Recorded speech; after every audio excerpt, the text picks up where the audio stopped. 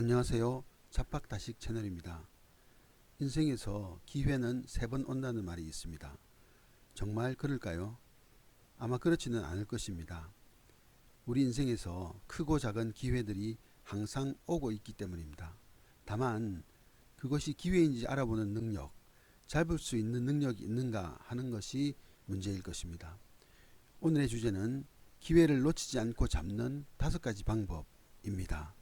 보시고 인생의 기회를 꼭 잡으시기를 바랍니다. 그리고 구독과 좋아요도 꼭 눌러주세요. 첫 번째, 준비가 필요합니다. 기회를 잡기 위해서는 준비의 과정과 기간이 필요합니다. 준비의 과정은 힘이 들죠. 나태해질 수 있고 위기가 찾아올 수 있습니다. 어린 용이 장성하여서 하늘로 성천하기 위해서는 먼저 땅에 바짝 엎드려서 땅의 기운을 고스란히 흡수하여야 합니다.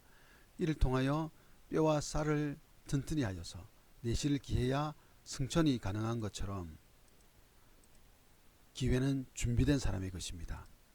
기회는 준비된 사람의 것이라는 사실을 꼭 기억하시기를 바랍니다. 두 번째, 스스로 결단하고 자신을 믿어야 합니다. 다른 사람의 말을 참고할 수는 있습니다. 그러나 결단은 스스로 해야 합니다. 다른 사람의 말이나 의견에 휘둘려서는 안 됩니다. 자신의 신념을 가지고 중심을 잡아야 합니다. 내가 지금 무엇을 원하는지, 문제 해결 방법은 무엇인지 스스로 중심을 잡아야 합니다. 이 기회를 잡을 것인지 자기 자신이 스스로 결단해야 합니다. 바로 자신을 믿어야 합니다. 내 인생을 가장 잘 아는 사람은 바로 나 자신임을 깨달아야 합니다. 스스로 결단하고 자신을 믿어야 한다는 사실 꼭 기억하시길 바랍니다. 세 번째, 모든 선택에는 위험 부담이 있음을 알아야 합니다. 우유부단한 사람들의 특징을 보면 후회하는 것에 대한 두려움이 있다는 사실입니다. 한마디로 후회라는 위험 부담을 안고 싶지 않다는 것이죠. 그러나 위험 부담 없는 기회는 없습니다. 기회가 곧 위험 부담입니다. 그러므로 일이 잘못되었을 때 우리는 후회가 아닌 피드백을 통한 점검을 해야 하는 것이죠. 기회가 왔을 때 숨사숙고해야 하지만 일단 결정이 서면 신속히 행동해야 합니다. 여러분, 모든 기회에는 위험 부담이 있음을 꼭 기억하시기 바랍니다. 네 번째, 탄력적인 생각이 필요합니다. 우유부단하다는 소리를 듣더라도 빙빙 돌아가는 것처럼 보일지라도 필요하다면 신중을 기해야 합니다. 기회는 다양한 모습으로 나타나기 때문에 우리의 고정관념을 버려야 합니다.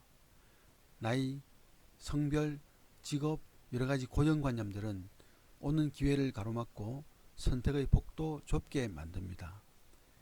다양한 상황에 대해서 탄력적으로 대응하면 기회는 최선으로 다가올 것입니다.